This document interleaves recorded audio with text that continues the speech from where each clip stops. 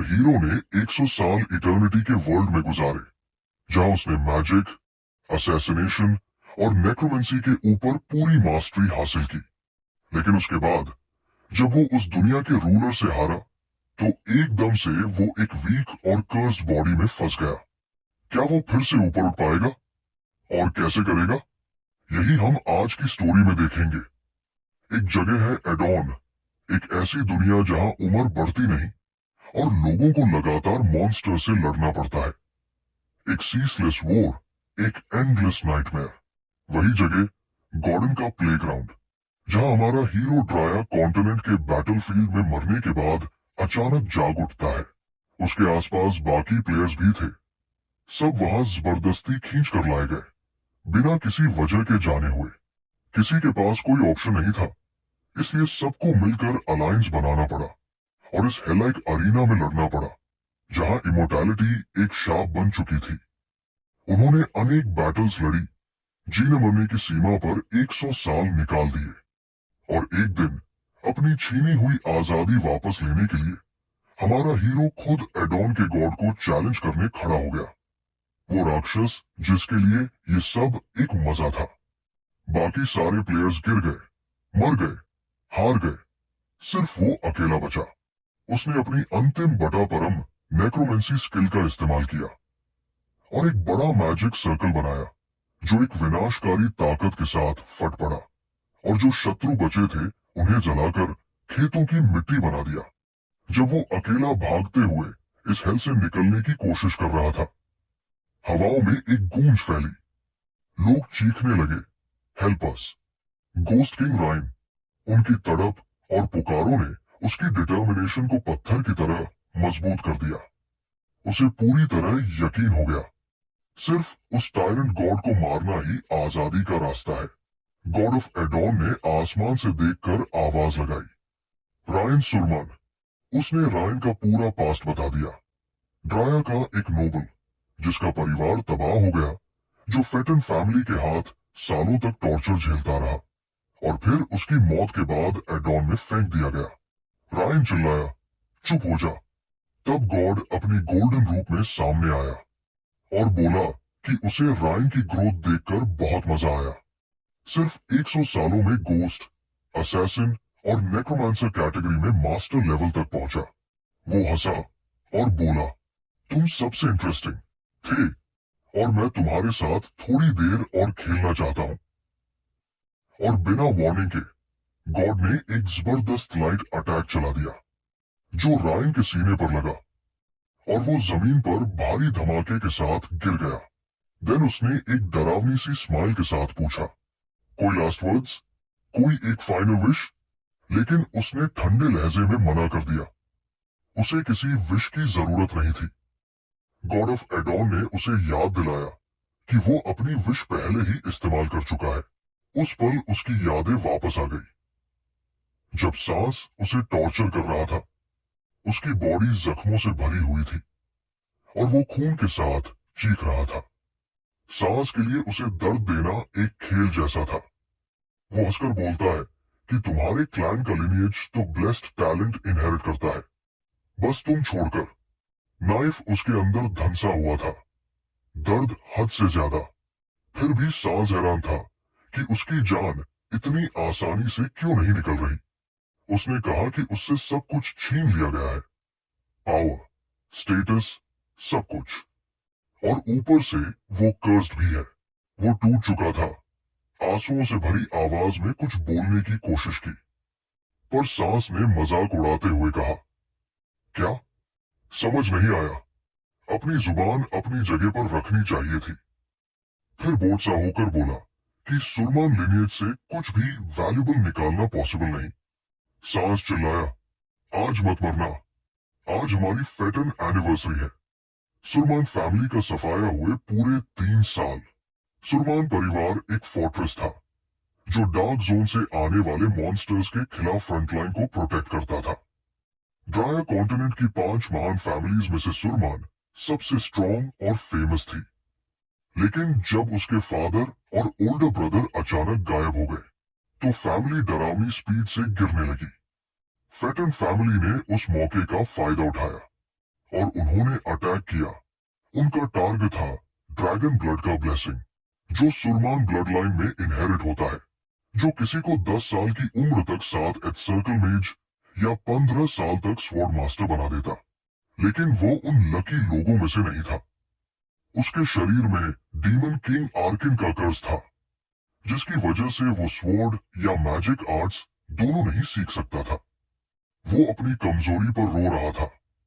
अगर वो कर्ज नहीं होता, अगर उसके पास पावर होती, तो फेटन उन्हें कभी डिस्ट्रॉय नहीं कर पाता और वो सांस फेटन के ब्रूटल टॉर्चर और एक्सपेरिमेंट्स का शिकार नहीं बनता। खून उसके चेहरे पर बह रहा था और उसे लगा कि आज उसका आखिरी दिन है, कि शायद अब वो आखिर रेस्ट कर पाएगा।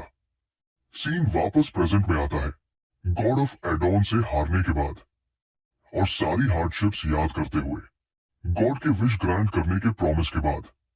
वो अचानक किसी की आवाज से जागता है। यंग मास्टर, हवा के साथ हेवी ब्रीदिंग, शौक से भीगा हुआ चेहरा, और उसने अपनी मेड कॉलिन को पहचाना, जो उससे ज्यादा यंग लग रही थी जितनी वो याद करता था। वो हैरान था, ये यहाँ कैसे? कॉलिन उसकी हेल्थ और ओवरवर्क का कंसर्न कर रही थी। कंफ्यूजन में उसने मिरर मांगा और मिरर में एक छोटे बच्चे का चेहरा था, उसका अपना। होश उड़ाने वाली सांस के साथ उसने कॉलिन से डेट पूछी। उसने कहा 17 अगस्त 1892, डार्क कैलेंडर। वो समझ गया, वो 12 साल की एज में वापस आ चुका है। ये वही टाइम था जब सुरमान फैमिली का डाउनफॉल शुरू हुआ था। उसे गॉड के शब्द याद आए, विश ग्रांटेड।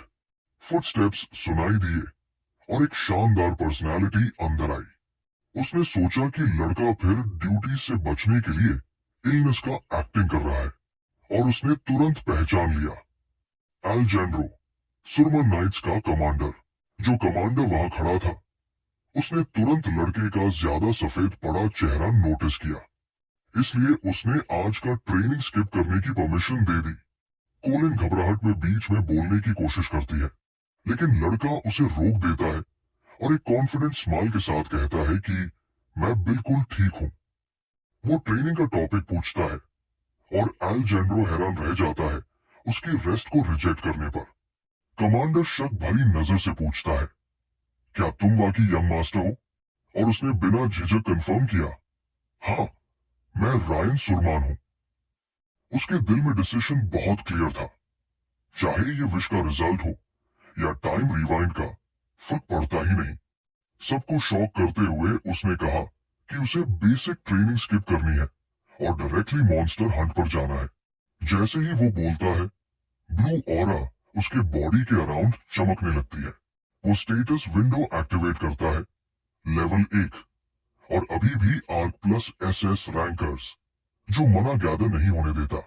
पर उसे चेन मिला कि उसकी वो यूनिक पावर अभी भी एग्जिस्ट करती है, जो पूरे कॉन्टिनेंट में किसी के पास नहीं। थोड़ी देर बाद एल्जेंड्रो अनाउंस करता है कि मॉन्स्टर तैयार है। ट्रेनिंग ग्राउंड पर एक गॉब्लिन जंजीरों से बंधा हुआ जंगली चीखों के साथ सामने आता है। वो हमला करने की कोशिश करता, पर लकड़ी की पोल से बंधा हुआ होता है।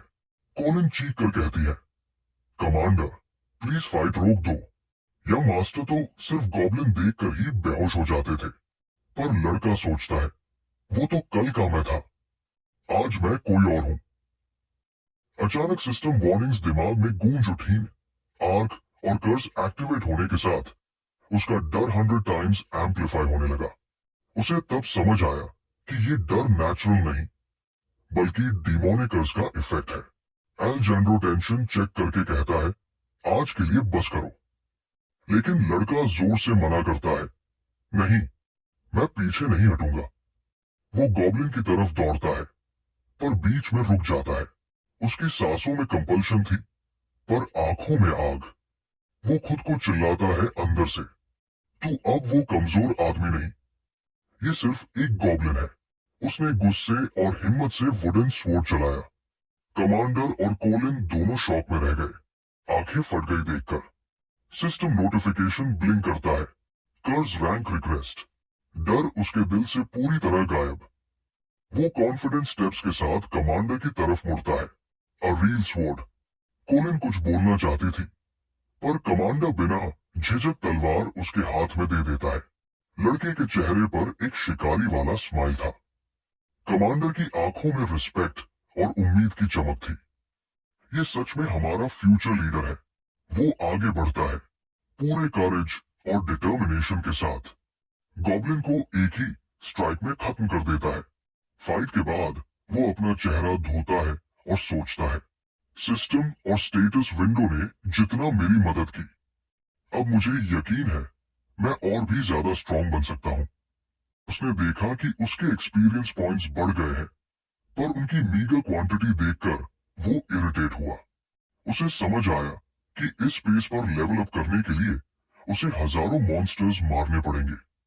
उसे जल्दी करनी थी, क्योंकि वो दिन दूर नहीं जब सुरमान हाउस होल्ड चीखों से भर जाएगा।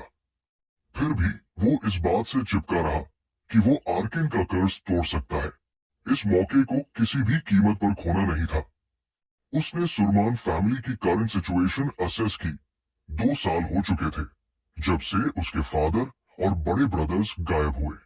सिचुएशन फ्रेजाइल होने के बाद भी फैमिली अभी भी ग्रेट हाउसेस में काउंटेड थी, क्योंकि दुश्मनों ने अभी तक कोई स्कीम स्टार्ट नहीं की थी।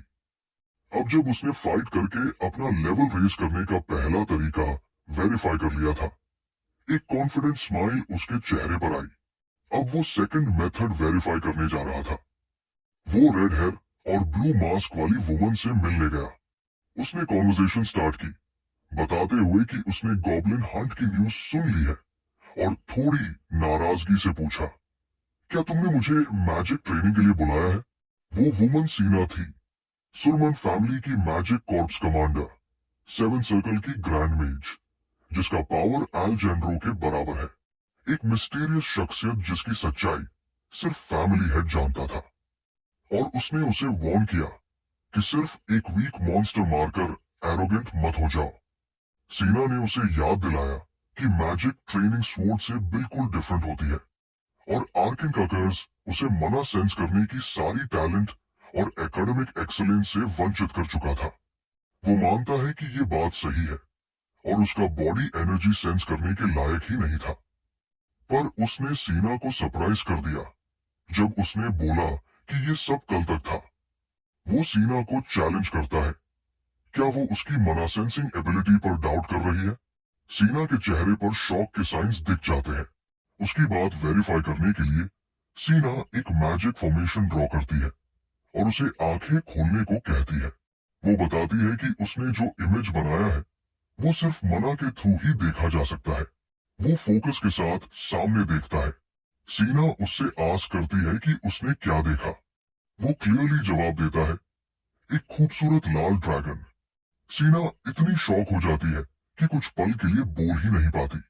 वो स्टैमर करते हुए कंफर्म करती है कि उसका जवाब बिल्कुल सही है, कोई गलती नहीं। उसे ये समझ ही नहीं आ रहा था कि इतना रैडिकल चेंज कैसे पॉसिबल हुआ, जबकि उसने कैमोफ्लाज मैकेनिज्म भी लगा रखे थे ताकि ड्राइंग कुछ और दिखे। इसका मतलब था कि लड़के की मना अंडरस्टैंडिंग उसके लेवल को भी टक्कर दे रही थी। वो पूछती है कि उसने कर्स कैसे तोड़ दिया, जबकि उसने तो उसे सिर्फ सेंसिंग सिखाई थी। वो सीना को नाम से बुलाकर बताता है कि हाँ, वो मना सेंस कर सकता है, लेकिन फैमिली की इनहेरिटेड कल्टीवेशन मेथड वो यूज नहीं कर पा रहा और उसे हेल्प चाहिए। सीना समझाती है कि मना कल्टीवेशन लेवल रेज करने के लिए एसेंशियल होती है। वो उसकी पहली अटेम्प्ट की तरफ इशारा करती है और फिर बहुत सीरियस वार्निंग देती है। मना चैनल करना उसके बॉडी के इंटरनल पाथवेज को चीर कर रख देगा और उसकी जान पूरी तरह सीना के हाथ में होगी। वह सार्कास्टिक स्माइल के साथ पूछता है, क्या आप मुझे मारने का प्लान कर रही हो? वैसे भी मैं रेजिस्ट नहीं कर सकता। फिर भी वो कंफर्म करता है कि सीना ही वो इकलौती इंसान है जिसे वह ये रिक्वेस्ट कर सकता था। उसकी याद में पिछली जिंदगी की वो लड़ाई वापस उभर आती है जब उन पर अटैक हुआ था, और सीना ने अपनी एनर्जी खत्म हो चुकी होने के बाद भी अपना शैटर्ड बॉडी लेकर भी उसे प्रोटेक्ट किया था। वो आखिरी पल तक उसका साथ नहीं छोड़ी थी। अपनी थॉट से वापस निकलकर वो सीना की तरफ पूरी सर्टेनिटी से देखता है और कहता है, मैं तुम पर सबसे ज्यादा ट्रस्ट करता हूं। वो शर्ट उतार देता है। प्रोसेस शुरू करने के लिए तैयार। सीना उसकी लर्निंग स्पीड से हैरान हो जाती है। वो ऑलरेडी ब्लू अर्थ टेक्निक यूज कर रहा था मना चैनल करने के लिए, जबकि सीना ने उसे सिर्फ थियोरेटिकल एक्सप्लेनेशन दी थी। ये टेक्निक सिर्फ फैमिली के डायरेक्ट लिनियज को आती थी। वो बताता है कि एडॉन की दुनिया में वो इसी मेथड से अपना लेवल और एबिलिटीज रेज करता था। सीना उससे टोटल फोकस मांगती है। वो वार्निंग देती है कि पेन बहुत सीवियर होगा और उसे आवाज नहीं निकालनी, नहीं बॉडी झटकनी है। अगर पेन अनबियरेबल हो जाए तो सीरियसली रुकने का सोचना चाहिए। जैसे ही मना उसके बॉडी में फ्लो करना शुरू होता है, तेज दर्द उसके पूरे शरीर में दौड़ जाता है। उसे अपने पास्ट लाइफ का सांस का टॉर्चर याद आ जाता है।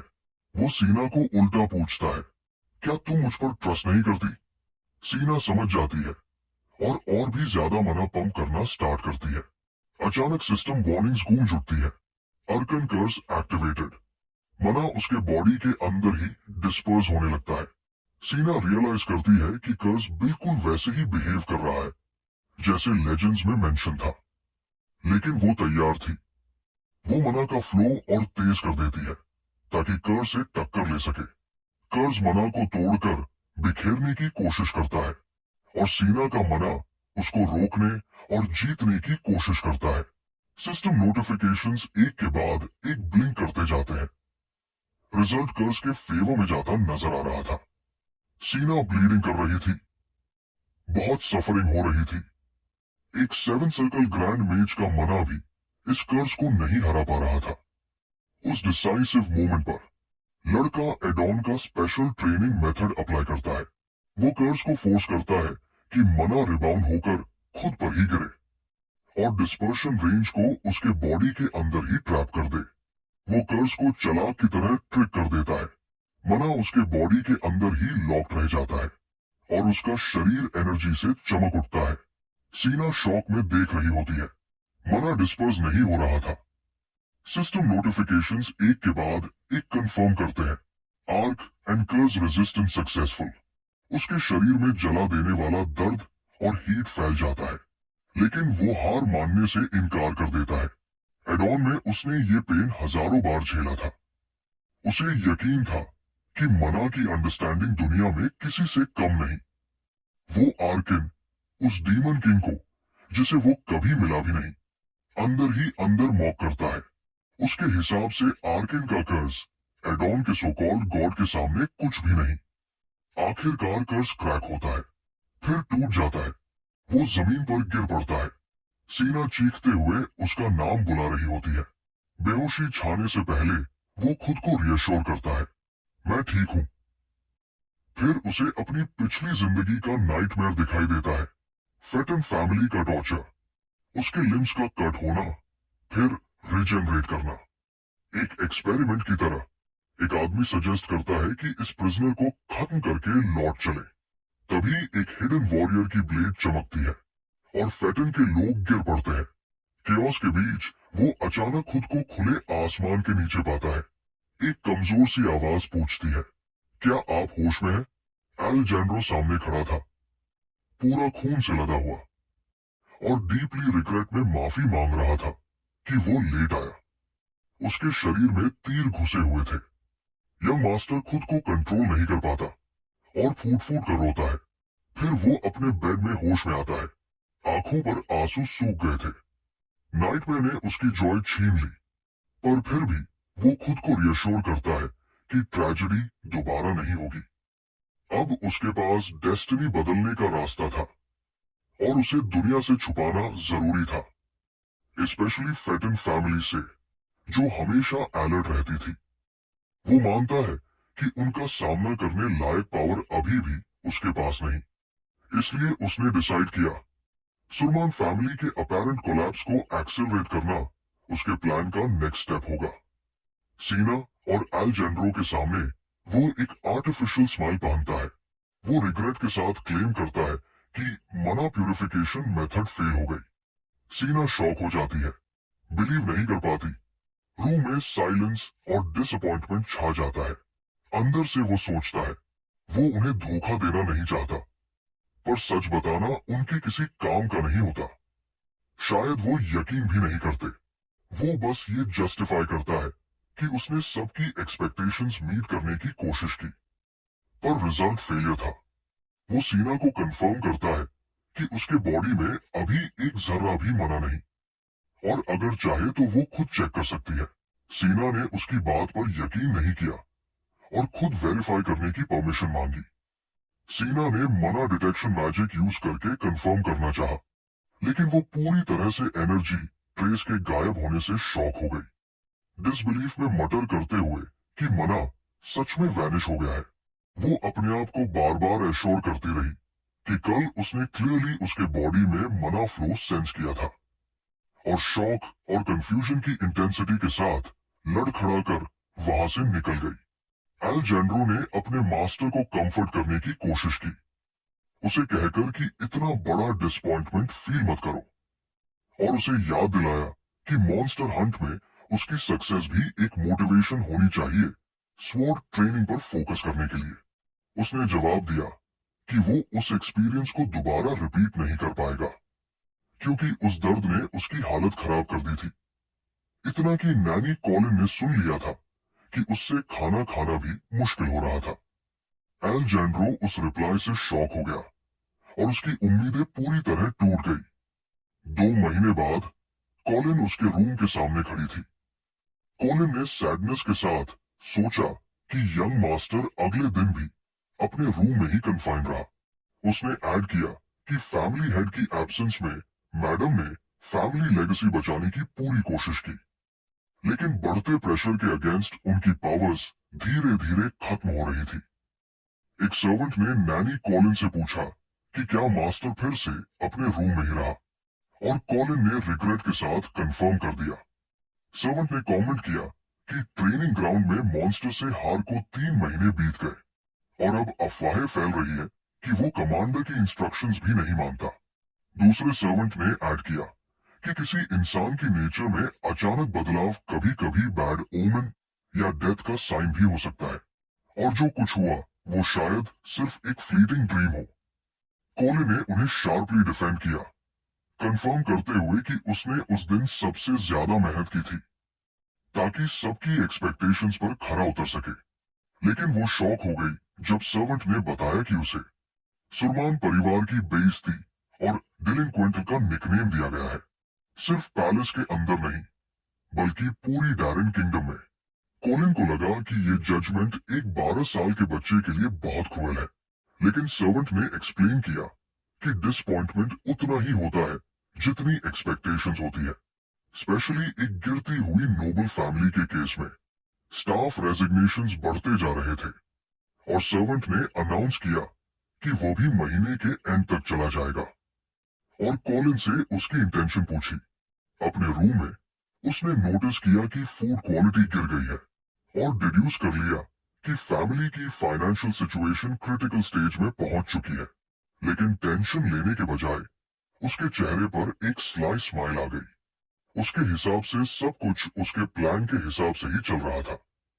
अगर वो अपना पुराना वाला इंसान होता तो बाकी बची वेल्थ को डेस्परेट अटेम्प्ट्स में उड़ा देता, लेकिन अब एडॉन का एक्सपीरियंस होने के बाद उसे समझ आ गया था कि उसे वेट करना चाहिए। उसने डिसाइड किया कि वो स्टैटिक रहेगा ताकि एनिमीज अपना गार्ड नीचे कर दे। वो सही मोमेंट का वेट करेगा पाउंस करने के लिए। कोलैप्स फैमिली हेड के गायब होने से स्टार्ट हुआ, फिर सर्च कैंपेन्स फेल हो गई जिन्होंने बची हुई स्ट्रेंथ और रिसोर्सेज को खा लिया। ट्रेनिंग ग्राउंड्स जो पहले लाइफ से भरे होते थे अब ऑलमोस्ट खाली पड़े थे, सिर्फ कुछ इनकॉम्पिटेंट नाइट्स और अनएंथुजियास्टिक सर्वेंट्स के साथ। इवन वैसल्स भी फैमिली का साथ छोड़कर भाग गए थे। ये आइसोलेशन उसे परफेक्ट फ्रीडम दे रही थी अपने आप को लॉक करने का नाटक करने के लिए। लेकिन उसे लगा कोलैप्स का पेस अभी भी स्लो है, तो उसने डिसाइड किया कि वो और पुश करेगा ताकि फैमिली का अपैरेंट फॉल और फास्ट हो। अचानक कॉलिन जोर से उसके रूम में घुस आई, ट्रेनिंग टाइम अनाउंस करते हुए और ये बताते हुए कि कमांडर उसे देखने पर इंसिस्ट कर रहे हैं। उसने बचने की कोशिश की, रिलैक्स करने की डिजायर शो की, लेकिन कॉलिन ने उसे सरप्राइज कर दिया ब्लैंकेट खींचकर और उसे एक छोटे बच्चे की तरह उठाकर। कॉलिन ने डिटर्मिनेशन के साथ अनाउंस किया कि वो कभी सुरमान फैमिली नहीं छोड़ेगी। ये एम्बेरसिंग सिचुएशन देखकर उसने ऑकवर्ड स्माइल दी। ट्रेनिंग ग्राउंड में कमांडर एल्जेंड्रो ने यंग मास्टर को स्वॉर्ड को गलत तरह पकड़ने पर स्कोल्ड किया, फिर एनकरेज करते हुए बोला कि एक बार मना सेंस न कर पाना एंड नहीं होता और स्वॉर्ड ट्रेनिंग नेचुरली मना को फ्लो करने देगी। एल्जेंड्रो के चेहरे पर गुस्सा दिख रहा था क्योंकि उसने यंग मास्टर को फिर हाइड करते पकड़ा, जबकि वो खुद उनकी लॉयल्टी का बदला चुकाने के लिए जल रहा था। लेकिन उसने डिसाइड किया कि वो अपनी नाइट ट्रेनिंग का सीक्रेट मेंटेन करेगा, बॉडी कंट्रोल स्किल यूज करके जो उसने एडॉन में सीखी थी। एक असैसिनेशन टेक्निक जो लोगों को बॉडी कंडीशन के बारे में फूल करती है। वो पार्शियल एक्टिवेशन पर ही था। सिस्टम नोटिफिकेशंस एक के बाद एक आई, बताते हुए कि एक्सपीरियंस पॉइंट्स, एंड्योरेंस और स्ट्रेंथ एक पॉइंट से इंक्रीज हुए। उसने सब छुपाने की कोशिश की, क्लेम करते हुए कि उसे अचानक बाथरूम जाना है। एल्जेंड्रो कंफ्यूज हो गया और उसे बुलाता रहा, जबकि यंग मास्टर को फील हुआ कि स्किल का कंट्रोल अभी अनस्टेबल है और सडन मूवमेंट पर ब्रेक हो जाता है। उसने स्टेटस विंडो ओपन की और देखा कि वो लेवल 3 पर पहुंच चुका है और स्ट्रेंथ, एजिलिटी, एंड्योरेंस और मना में नोटिसेबल इंप्रूवमेंट था। कर्स का रैंक भी बी तक ड्रॉप हो चुका था। वो 3 महीने की सीक्रेट ट्रेनिंग की स्मूथ प्रोग्रेस पर खुश हुआ। उसका अगला टारगेट था स्टैट्स को 20 तक ले जाना, फिर गोस्ट प्रोफेशन लेना जैसे उसने एडॉन में किया था, और फिर नेक्रोमांसर और असैसिन स्किल्स डेवलप करना। उसके थॉट्स को एल्जेंड्रो के साथ एक अनएक्सपेक्टेड गेस्ट की एंट्री ने इंटरप्ट कर दिया। ट्रूनो हेल्ड, सुरमन फैमिली का हेड बटलर, उन्होंने इंटरप्शन के लिए अपॉलजी की। यंग मास्टर ने रियलाइज किया कि ये सिचुएशन उसकी टाइम रिवर्सल से पहले वाली रियलिटी से डिफरेंट थी, लेकिन टाइमिंग से लेटर के कंटेंट का अंदाजा हो गया। ट्रूनो ने लेटर की कंटेंट्स एल्जेंड्रो के सामने पढ़कर सुनाई। लेटर में इनविटेशन था किंगडम ऑफ डैरन के सेकंड प्रिंस काइल डैरन के बर्थडे पार्टी का, दिसंबर 1892 में। यंग मास्टर को याद आया कि ये दिन सुरमान फैमिली के फॉल के पजल का लास्ट पीस था। बर्थडे पार्टी के रात वो कैरेज में बोर होकर यौन कर रहा था। ट्रूनो ने पूछा क्या वो अभी सोकर उठा है, क्योंकि वो पूरी जर्नी में गहरी नींद में था। उसने जस्टिफाई किया कि कॉलिन रात भर उसके कपड़े चूज करने में लगी थी। उसे याद आया कि कॉलिन कितनी एक्साइटेड थी कैपिटल के लिए सूटेबल क्लोथ्स तैयार करने में, और वो इंसिस्ट कर रही थी साथ आने पर। ट्रूनो ने मना नहीं किया क्योंकि एल्जेंड्रो और सीना उनके साथ नहीं थे। मॉन्स्टर होड के टाइमिंग लेकर ट्रूनो भी हैरान था। सुरमान फैमिली का प्राइमरी रोल डार्क जोन के मॉन्स्टर्स को ड्राया कॉन्टिनेंट में क्रॉस करने से रोकना होता है, और एल्जेंड्रो बॉर्डर पर भेजे गए थे इस इशू को हैंडल करने। सीना को अर्जेंट रिक्वेस्ट पर उसकी मदर ने बुला लिया था, जो हस्बैंड की एब्सेंस में फैमिली अफेयर्स मैनेज करती थी। रिफ्यूजल का कोई ऑप्शन नहीं था। इस तरह एक 12 साल का लड़का कैपिटल में अपनी फैमिली रिप्रेजेंट करने निकल पड़ा, जबकि ट्रूनो उसे रियश्योर करता रहा कि डैरन किंगडम में कोई सुरमान के डायरेक्ट लिनियज को टच करने की हिम्मत नहीं करेगा। उसने सोचा कि ये पास्ट में सच था। पहले एक सर्वेंट को भेजना ही काफी होता था कंग्रेचुलेशंस देने के लिए, लेकिन अब फैमिली की स्टेटस के गिरने के साथ पर्सनल अटेंडेंस जरूरी बन चुकी थी। उसने एक्सेप्ट किया कि इस सिचुएशन के लिए वो भी रिस्पॉन्सिबल था, लेकिन ये सब उसके प्लान का ही हिस्सा था। प्रोसेशन रॉयल कैपिटल दरबो पहुंचा और वो कैरेज से उतर गया क्राउड के बीच। प्रिंस काइल ने उसका वेलकम स्माइल के साथ किया, उसे ड्रैगन ऑफ ड्राया कहकर बुलाया।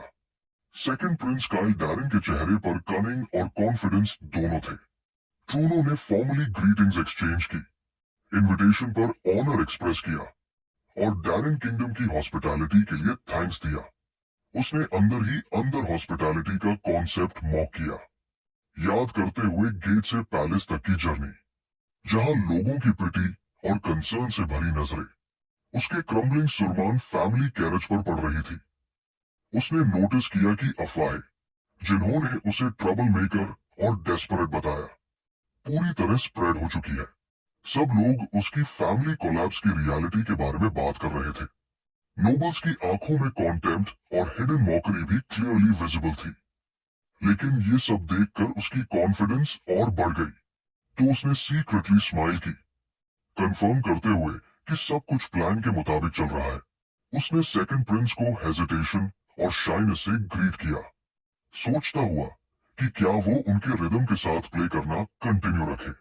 दूसरी तरफ एस्कॉर्ट्स और गार्ड्स ग्रम्बल कर रहे थे कि वे एक हफ्ते पहले पहुंचे थे पार्टी के लिए, फिर भी यंग मास्टर 5 दिन से अपने रूम से बाहर नहीं निकला। उन्होंने अपना गुस्सा जाहिर किया, क्योंकि उन्हें दूसरे एनवॉयज के साथ मिलने का मौका चला गया था। वो यंग मास्टर का मजाक उड़ा रहे थे कि वो इतना शाय है कि नोबल्स को ठीक से ग्रीट भी नहीं कर पाया। उनकी शिकायतें बढ़ गई, कह रहे थे कि पैलेस में चल रही फेस्टिविटीज का मजा नहीं ले पाए, न खाना, न शराब, न औरतों का साथ, सब उसकी वजह से। तभी उनका एक साथी जोर जोर से सांस लेते हुए दौड़ता हुआ आया और खुशी की खबर सुनाई। यह मास्टर ने आज के बैंक्वेट में जाने का फैसला कर लिया था। वो उन्हें भी तैयार होने को बोल रहा था। सबके चेहरे खुशी से चमक उठे, जैसे सालों बाद आजादी मिली हो। लेकिन ये खुशी शर्तों के साथ आई। यंग मास्टर ने कहा कि इस बात को इवेंट के वक्त तक सीक्रेट रखा जाए, किसी को भी नहीं बताना, ट्रूनो को भी नहीं। कुछ लोगों को तैयारी की कमी की चिंता थी, पर पार्टी एंजॉय करने की ललक ने सारी फिक्रें मिटा दी। यंग मास्टर ने सोचा था कि बैंक्वेट में जाना उनके कंप्लेंट्स को शांत कर देगा। पास्ट डेज में बिना किसी डिस्टरबेंस के किया गया ट्रेनिंग भी उसके काम आने वाला था। और सबसे इंपॉर्टेंट, ये अटेंडेंस सिर्फ एस्कॉर्ट्स को खुश करने के लिए नहीं थी। इसके पीछे एक बड़ा मकसद था। Banquet arrival scene. बाहर एक लक्सूरियस कैरेज रुकती है, उसमें से सफेद बालों और लाल कपड़ों वाला एक नौजवान उतरता है, सांस फैटन। हॉल में आवाजें गूंज उठी। यंग मास्टर सांस फैटन आ चुके हैं।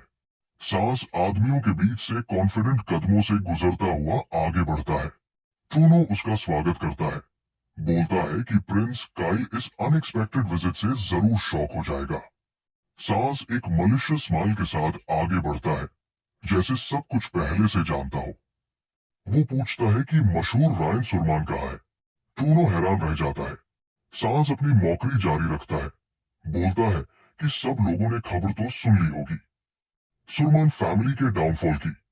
ट्रूनो मन ही मन सोचता है, सांस एक टैलेंटेड मेज जरूर है, 15 साल की उम्र में 5th सर्कल तक पहुंच गया, पर किसी को कोई हक नहीं कि सुरमान फैमिली का अपमान करे।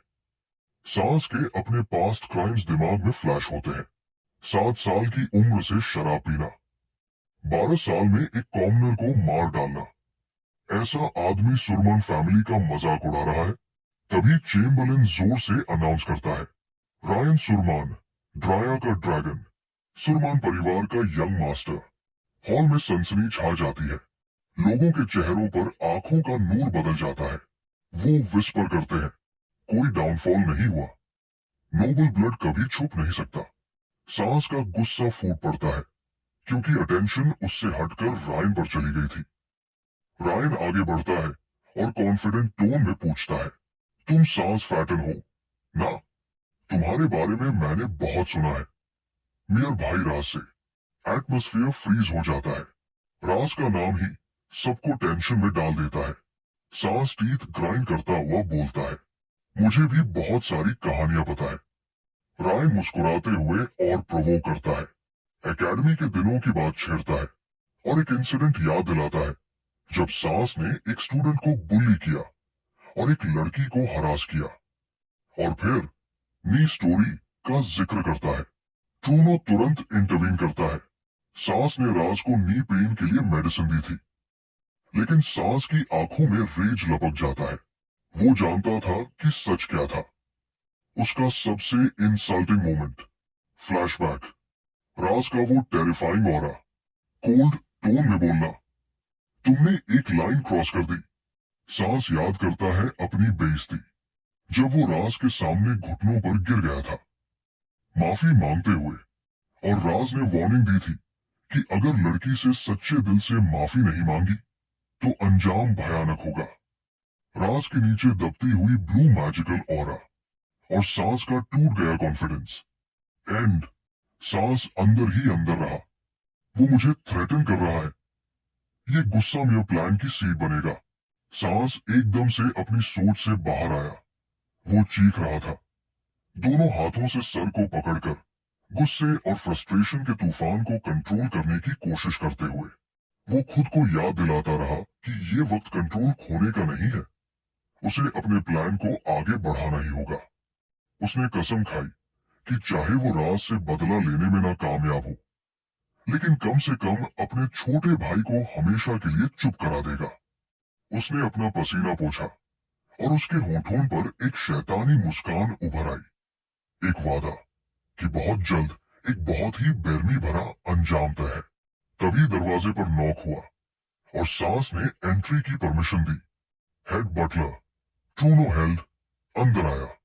एक खूबसूरत, शानदार डेकोरेटेड कैरेज के बीच, रात के अंधेरे में।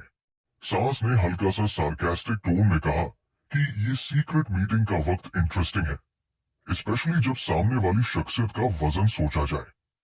कैरेज चल रही थी और सांस अपने दिमाग में पार्टी की पूरी रात को दोबारा जी रहा था।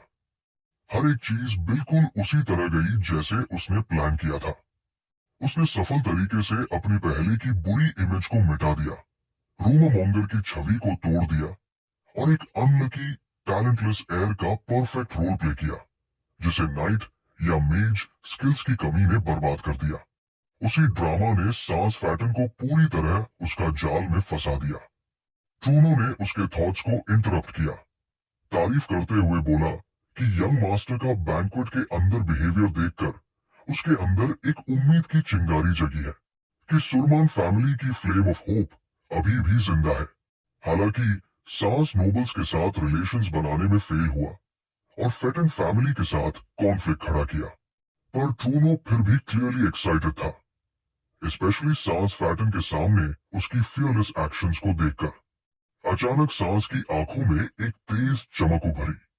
उसने बिना वार्निंग के एक स्पेल एक्टिवेट किया, साउंड आइसोलेशन बैरियर। ट्रूनो शॉक हो गया और पूछने लगा कि ये सब किस लिए। सांस शांति से उसके वर्ड्स रिपीट करता है, अगर तुम बाकी मानते हो कि होप की फ्लेम नहीं बुझी, तो तुमने सुरमान फैमिली को धोखा देने का फैसला क्यों लिया? ट्रूनो का चेहरा सफेद पड़ गया, पसीना बहने लगा। सांस ने उसके क्राइम्स को डेंजरस और अनफॉरगिवेबल बता दिया। ट्रूनो की आवाज कांपने लगी, पूछने लगा कि मास्टर क्या कहना चाहते हैं, पर सांस ने कामली करेक्ट किया, शायद ये क्राइम्स माफ किए जा सकते हैं, बस एक वजह से, तुमने ये सब फैमिली के फायदे के लिए किया। ट्रूनो स्टन था, पूछा, आपको कितना पता है? सांस ने जवाब दिया, सब कुछ, और इसीलिए तुम्हें एक और चांस मिलेगा। ध्यान से सुनो जो मैं कहने वाला हूं, और फिर तुम खुद फैसला करना। ट्रूनो का हार्ट बीट डेंजरसली फास्ट हो गया। जैसे जैसे सांस अपना प्लान देता गया, शौक बढ़ता गया। वो समझ नहीं पा रहा था कि ये लड़का ये सब कैसे सोच सकता है। उसकी आंखों में आंसू आ गए। एक ओवरवेलमिंग डिजायर था अपने मास्टर के लिए चीयर करने का। सांस बस शांति से उसे देख रहा था। उसने कहा कि वो जानता है ट्रूनो का डिसीजन क्या होगा, क्योंकि ट्रूनो पहले ही रॉयल पाथ से अलग हो चुका था। ट्रूनो ने सोचा, ये बच्चा कैसे इतनी कॉन्फिडेंस से स्माइल कर सकता है जब वो जानता है कि क्या होने वाला है। लेकिन फिर समझ गया, वो स्माइल नहीं थी, वो एक खौफनाक किलिंग इंटेंट था जो सीधे रीढ़ की हड्डी तक सर्दी पहुंचा रहा था। तभी कैरेज एकदम से रुक गई। नाइट ने चिल्लाकर पूछा क्या हुआ, और उसने देखा ड्राइवर मरा हुआ पड़ा था, पॉइजन से। नाइट ने वार्निंग दी, पॉइजन अटैक, एम्बुश। मना इन्फ्यूज्ड एरोज रेन की तरह कैरज पर बरसने लगे। कमांडर चिल्लाया, कैरज को प्रोटेक्ट करो, बैरियर्स एक्टिवेट करो। सबको शॉक तब लगा जब पता चला यह मास्टर कैरज से गायब हो चुका था। कमांडर स्टंड, ये क्या हो रहा है? और दूर एक घोड़ा तेज रफ्तार से भागता हुआ दिखा। उस पर ट्रूनो था और उसके साथ वह, जब घोड़ा बिजली की तरह जमीन को चीरते हुए दौड़ रहा था। रायन की आंखों के सामने सिस्टम नोटिफिकेशंस एक के बाद एक फ्लैश होने लगे। Darkness effects activated, sense anomaly detected, physical deterioration applied. उसने वक्त का अंदाजा लगाया और समझा कि स्टेटस इफेक्ट स्पेल्स रिक्वायरमेंट से कहीं ज्यादा थे। इससे वो तुरंत समझ गया कि सुरमान फैमिली के गार्ड्स अब तक पूरी तरह फ्रेंजी में होंगे। उसके दिमाग में पुरानी यादें ताजा हो गई। पिछली जिंदगी में वो इसी तरह किडनैप हुआ था और उसकी फैमिली ने एक एक पैसा और ताकत खर्च कर दी थी उसे ढूंढने में, क्योंकि वो उनका आखिरी वारिस था। इस पागल सर्च के चक्कर में उनकी फैमिली का धन दौलत टूट गया और सब कुछ धीरे धीरे तबाह हो गया। लेकिन इस बार सब कुछ अलग था। इस बार राय ने फैसला किया था कि ये किडनैपिंग उसके प्लान का हिस्सा बनेगी। उसने इस इंसिडेंट का टाइम बदल दिया था और इसे फैमिली कोलैप्स के इल्यूजन को मजबूत करने का टूल बना दिया। उसने पहले ही ट्रूनो को समझा दिया था कि फैमिली एक क्रिटिकल स्टेज पर खड़ी है और अगर वो इस वक्त फैमिली को बचाने के लिए ओपनली कोशिश करेगा तो बाकी नोबल फैमिलीज खुद को थ्रेट महसूस करेंगी और एक होकर सुरमान फैमिली को कुचल देंगी। इसी वजह से उसने जानबूझकर सुरमान के ओमेन की अफवाह फैलाई ताकि लोग उसे एक कमजोर और बेअसर वारिस समझे जो किसी के लिए भी खतरा नहीं है। इससे उसके दुश्मनों की हिफाजत कम हो जाएगी। पर वो जानता था कि फेटन फैमिली अलग है। वो सुरमान के बीच को खत्म करने का मौका कभी नहीं छोड़ते। इसलिए राय ने उनकी दुश्मनी का भी फायदा उठाने का प्लान बनाया, खासकर जब सांस फेटन उसकी प्रोवोकेशन में आ चुका था। उसे यकीन था कि उनके अटैक का परफेक्ट वक्त यही था। कैपिटल से वापस लौटने के दौरान उसने ट्रूनो से पूछा था, तुम बताओ, क्या हम इस इंसिडेंट को सुरमान फैमिली के पूरी तरह गिरने का मोमेंट बनाएंगे या फिर नई शुरुआत का सिग्नल? अब प्रेजेंट मोमेंट में सिस्टम नोटिफिकेशन फिर से बजा। मैजिक स्टैटिस्टिक्स और ब्लू अर्थ टेक्निक नेगेटिव इफेक्ट्स का रेजिस्ट कर रही थी। ये देखकर रायन संतुष्ट था।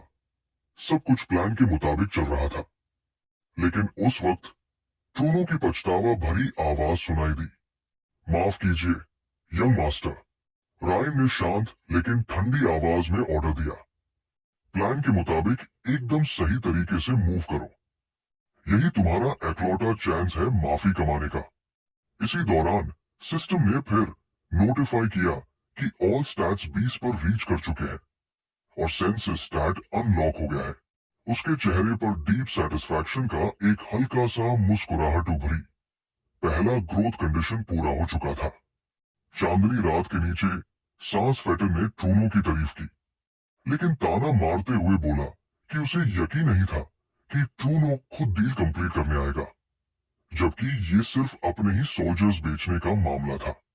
ट्रूनो ने कड़वी हंसी के साथ जवाब दिया, आप मुझे इस कुत्ते की तरह देखते हैं जो अपने मलिक को काट लेता है। जब आपने गद्दारी का रास्ता चुना है तो नतीजे भी छुपछाप स्वीकार कीजिए। सांस ने फिर असली प्राइस रिवील किया, बताते हुए कि इंफॉर्मेशन असंगा फैमिली ने प्रोवाइड की थी। ट्रूनो को शक हुआ, लेकिन सांस ने उनका स्टेटस और नाम याद दिलाया। पूरे ड्राया कॉन्टिनेंट में सबसे मशहूर असैसिन्स, जिनके लिए गलत इंफॉर्मेशन बेचना नामुमकिन था। ही एक्सप्लेन्ड कि द स्क्रॉल में कंफर्म्ड साइटिंग्स थी सुरमान परिवार के लापता सीधे वारिसों में से। राय ने अंदर से रियलाइज किया कि यही वो असली रीजन था जिसकी वजह से ट्रूनो ने फैमिली को बीट्रे किया। हेड बटलर ने उस जैसे इनकॉम्पिटेंट डायरेक्ट एयर को बेच दिया सिर्फ इसलिए कि मिसिंग बड़े भाइयों का पता लग सके। वो लोग जो वाकई सुरमान फैमिली को लीड करने की कैपेबिलिटी रखते थे। उसे पूरा यकीन था कि चाहे इंफॉर्मेशन सोना के पास भी होती, ट्रूनो उसे हासिल नहीं कर पाता, क्योंकि फेटन फैमिली अपनी इमेंस वेल्थ से उनसे पहले उसे खरीद लेती। सास ने मीटिंग को ठंडी आवाज में एंड किया, ट्रूनो का मिशन खत्म होने का अनाउंसमेंट करते हुए, और उसे ट्रेटर कहकर बुलाया। ट्रूनो ने उसे प्रॉमिस पूरा करने की जरूरत याद दिलाई।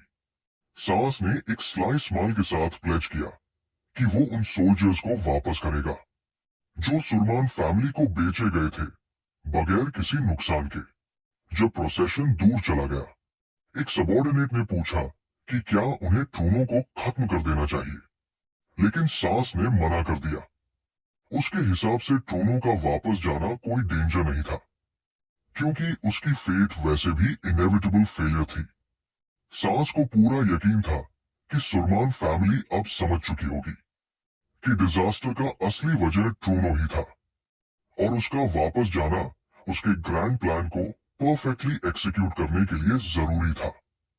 फिर सास ने डिसाइड किया कि वो रायन को खुद हैंडल करेगा, और ग्लोटिंग इंटेंशन के साथ अंदर घुसा। उसने सार्कास्टिक वर्ड्स से रायन को कोमा से जगाया, पूछते हुए कि क्या उसने अपनी करंट सिचुएशन को समझना शुरू किया।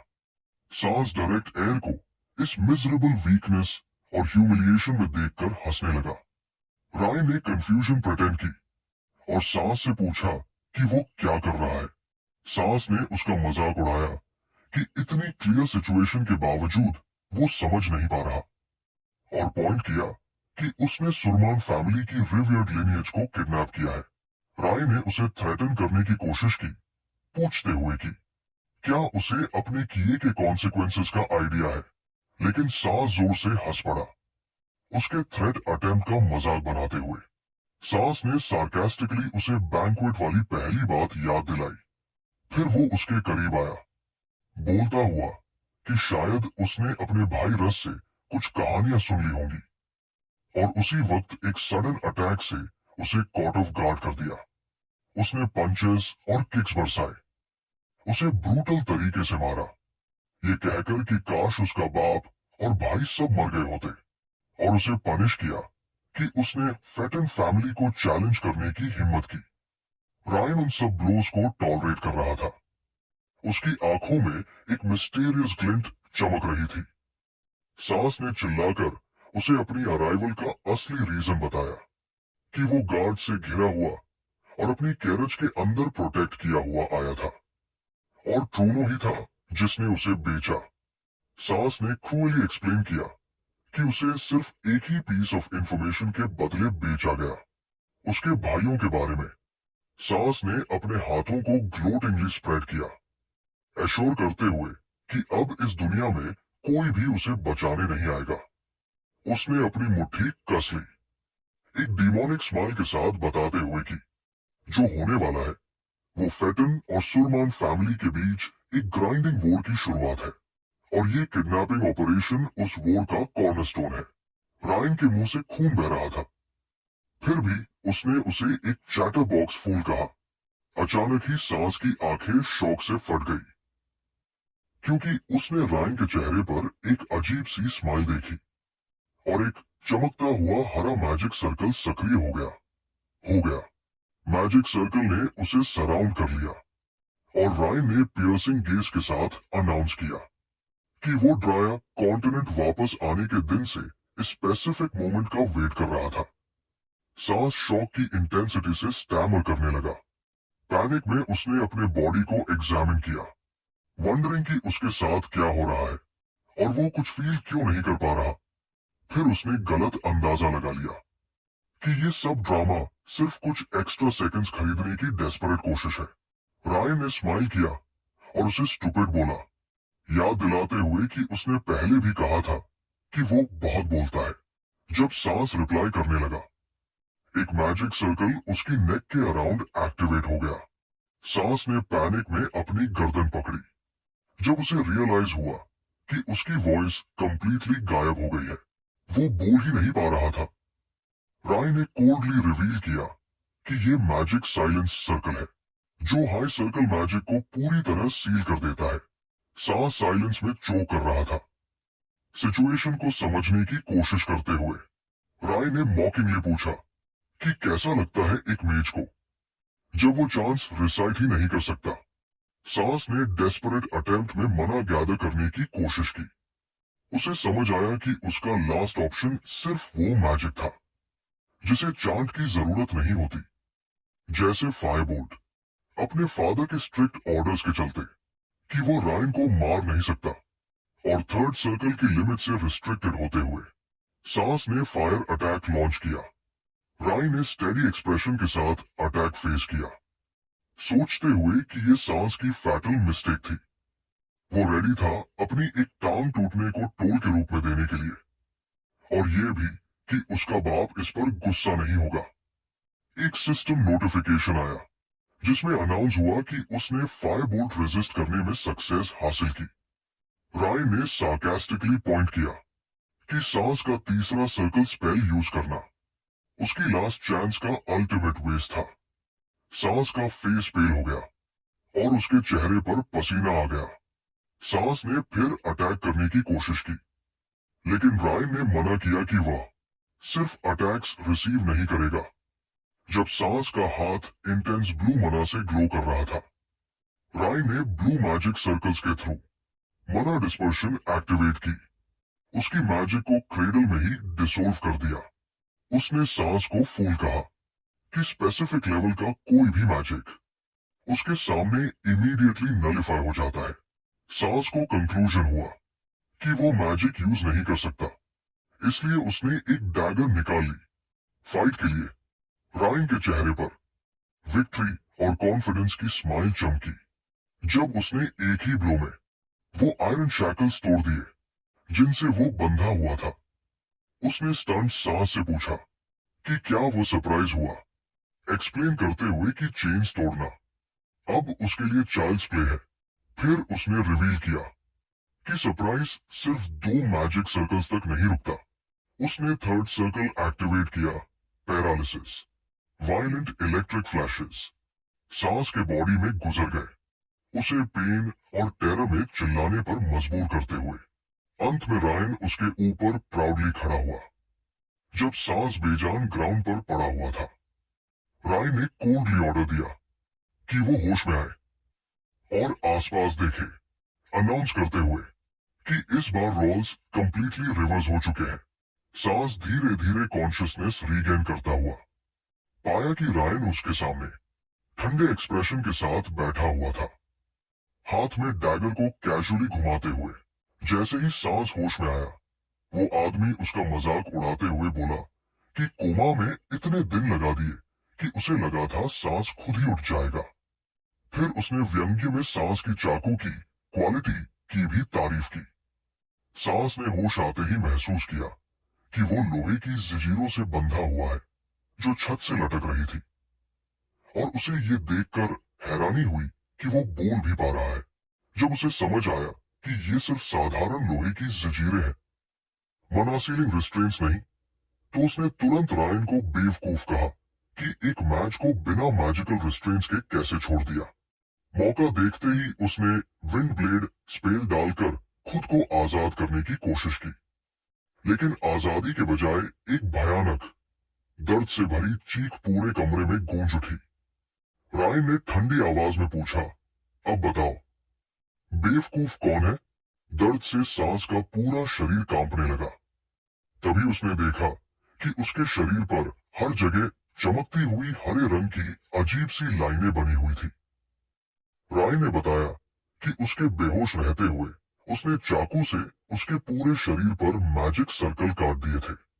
सांस डर के मारे सुन्न रह गया जब रायन ने समझाया कि ये एक फॉरबिडन आर्ट है जिसे ब्लड सर्कल कहते हैं, जिसमें जादुई चिन्ह सीधे शरीर की त्वचा पर काटे जाते हैं जो हमेशा के लिए निशान छोड़ते हैं। ये तरीका आमतौर पर तभी इस्तेमाल किया जाता है जब किसी पीड़ित को जबरदस्ती एक अवेकनिंग स्पेल से जगाया जाता है। राय ने उसे याद दिलाया कि कुछ साल पहले सांस ने भी यही तरीका एक 12 साल के बच्चे पर इस्तेमाल किया था। घबराकर सांस ने पूछा कि रायन को ये निषिद्ध जादू कैसे आता है, जबकि रिपोर्ट साफ कहती है कि वो मना इस्तेमाल नहीं कर सकता। राय ने शांति से जवाब दिया कि उसने ये सब अपनी पिछली जिंदगी की यादों और एडॉन की दुनिया के अनुभव से सीखा है। 3 महीने पहले जब उसे मनालिंग की मेथड मिला तो उसने सबसे पहले अपनी कंसीलमेंट स्किल को मैक्स किया। उसके बाद नई स्किल्स हासिल करना मुश्किल नहीं था, क्योंकि उसे एडॉन में मैजिक सर्कल्स का राज पता था। हर स्किल का अलग मैजिक सर्कल होता है जो मना से एक्टिवेट होता है। सिर्फ मास्टरिंग खिलाड़ी ही इन सर्कल्स को देख सकते हैं, और रायन को अपनी पिछली जिंदगी के सारे सर्कल याद थे। उसे न पढ़ने की जरूरत थी, न ट्रेनिंग की, सिर्फ मना और एलिजिबिलिटी। ये सब हासिल करने के बाद ही रायन सुरमान पैलेस से कंसीलमेंट स्किल की मदद से चुपके से बाहर निकल गया था। उसे वेयरहाउस का हर कोना याद था, इसलिए सांस फैटन को फंसाने के लिए उसने सारे ट्रैप्स और स्किल्स पहले से तैयार कर रखे थे। रायन ने सांस का तंज कसकर शुक्रिया भी किया कि वो इतनी आसानी से ट्रैप में आ गया। उसने बताया कि जो मैजिक सर्कल अभी सक्रिय हुआ है वो असल में सांस द्वारा दूसरों को दिए गए दर्द को कई गुना बढ़ाकर उसी पर वापस लाने के लिए बनाया गया था। और अब सांस वही दर्द महसूस करेगा।